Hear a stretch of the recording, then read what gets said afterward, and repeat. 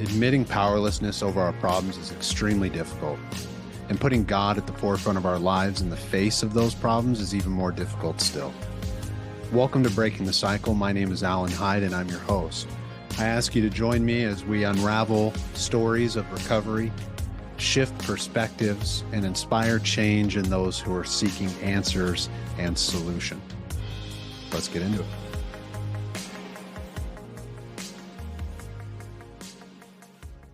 Hey guys, today's reading comes from a book called Courage to Change. For me, detachment is relatively easy with casual friends, where I'm not very emotionally involved. I've noticed that when I'm detached, I can listen to other people being critical or grumpy without being affected. But if members of my family act the same way, I often take on their negative frame of mind. My own behavior shows me that I have a choice about my response to other people's moods and attitudes. What I've learned by comparing these two situations is that detachment involves paying attention to my own mood before I have a chance to take on someone else's. Then I can simply see and hear negativity or anger without becoming negative or angry. I don't have to have a bad day just because someone I love is struggling. This knowledge allows me to let everyone, including myself, feel whatever they feel without interference. Today's reminder: if I pause for a moment before focusing on someone else's mood, I may find out that I have feelings of my own that deserve attention. I will look for those moments to check in with myself today. Detachment is a very common part of the work that I do with clients. It shows itself no matter what the struggle is my client is having with other people, because in our relationships, it's really hard to separate our feelings from someone else's. This is just part of being a human being. It's kind of by design that way so that we could probably survive together in groups. I'm not going to get too much into the biological aspects of our psychology, but we've developed certain ways of interacting with each other that can make some of the tangible skills of detachment difficult.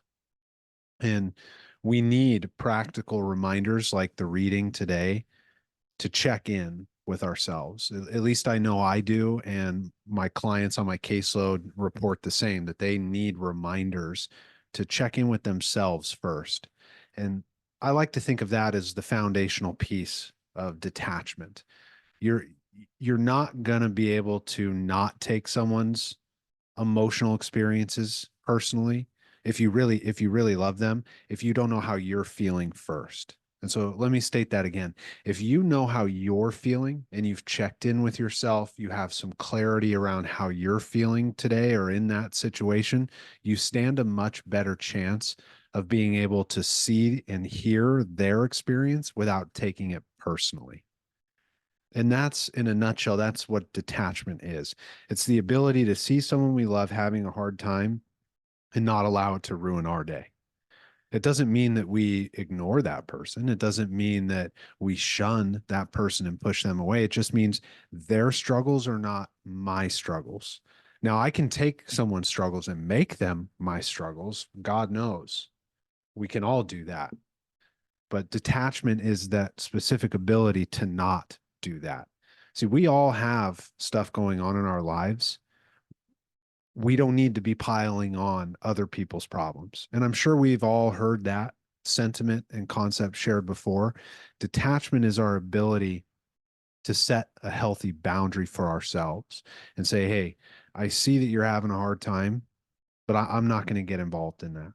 I'm not going to let myself internally get as angry as you are if I'm not angry. Right. I'm not going to get upset over a situation that's going on for somebody else unless the situation deems that I should be upset. There's some exceptions to this, like grief and loss is a big one. Pretty much everybody's going to be upset, right? But where it doesn't pertain is somebody is misbehaving in your life and then consequences are now ensuing and they're upset. And so now you have to be upset because these things have happened to them. Absolutely not. Absolutely not. Our call to action in those moments is to hold boundaries for ourselves and say, hey, you know what? This isn't my consequence. and I'm not going to take it on as if it were. And so by checking in with yourself consistently on how you're feeling, this could be getting a journal and writing down with some clarity how you're feeling today, what's going on, what has your mood been like, what are some of your thoughts that you've been having through the day, and checking in with yourself. It can also look like just having that conversation with yourself throughout the day. I have some clients legitimately that have those conversations out loud with themselves, and it helps them. It really helps them. Now, I'm not saying sit in your cubicle at work and start talking to yourself, or in the parking lot, start talking to yourself. I'm saying, hey, find a quiet space and have a conversation with yourself. Check in with you, and you'll stand a better chance with the people in your life that you're in relationship with when they're having a hard time.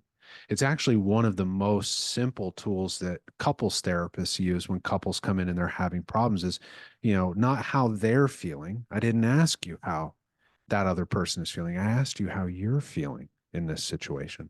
And you'd be surprised how helpful that is, but also how often clients have the response of, well, I didn't think to ask myself that. And that's so normal. We don't often think without reminders to slow down and check in with ourselves. When you start to do it, detachment starts to build. And I'm not talking about, I don't care about you and I don't want to hear anything about your day. That's not detachment. That's like avoidance.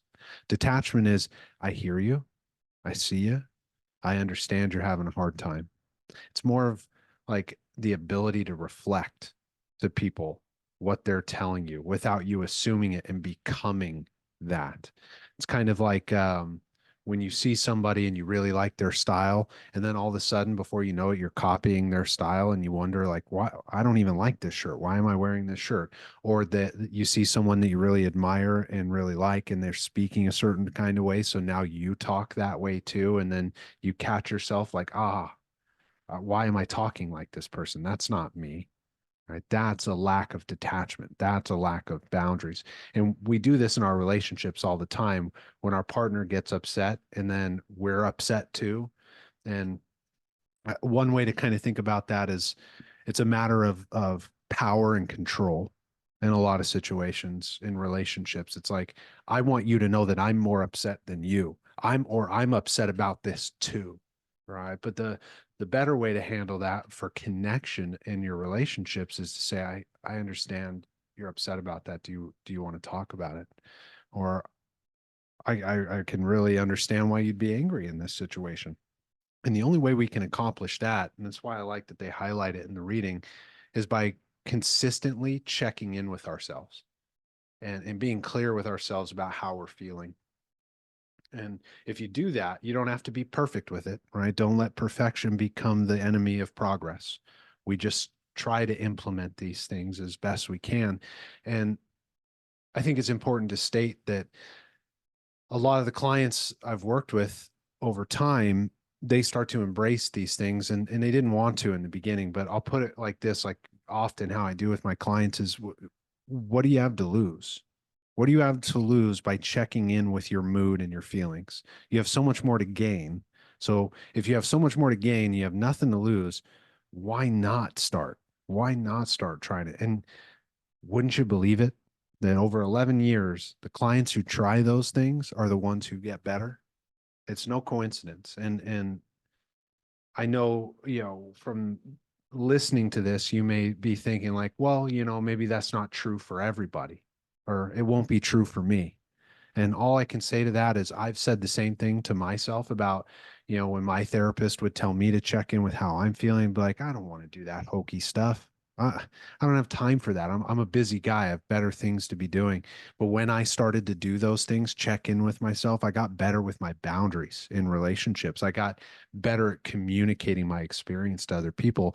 And over 11 years, I've witnessed thousands and thousands of people do the same thing in their relationships, and it never fails. It's also why it's published in these books, like the ones that I read to you guys, because it's a tried and true, simple tool that works. Check in with yourself and how you're feeling today, and then communicate your boundaries. You don't have to be upset or angry and have a bad day just because somebody you love is having a bad day. I think that's all I got for you guys today. Other than that, I hope you have a wonderful day, and I will see you in the next one. I'd like to thank you for listening to this episode of Breaking the Cycle.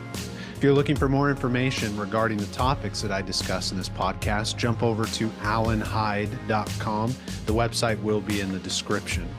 If you're looking to get involved, make a donation, or to get your hands on some cool Breaking the Cycle merchandise, that will also be available at the website, and we encourage your support. Without your support, this podcast would not be possible. So I just want to thank you, and as always, bless your heart.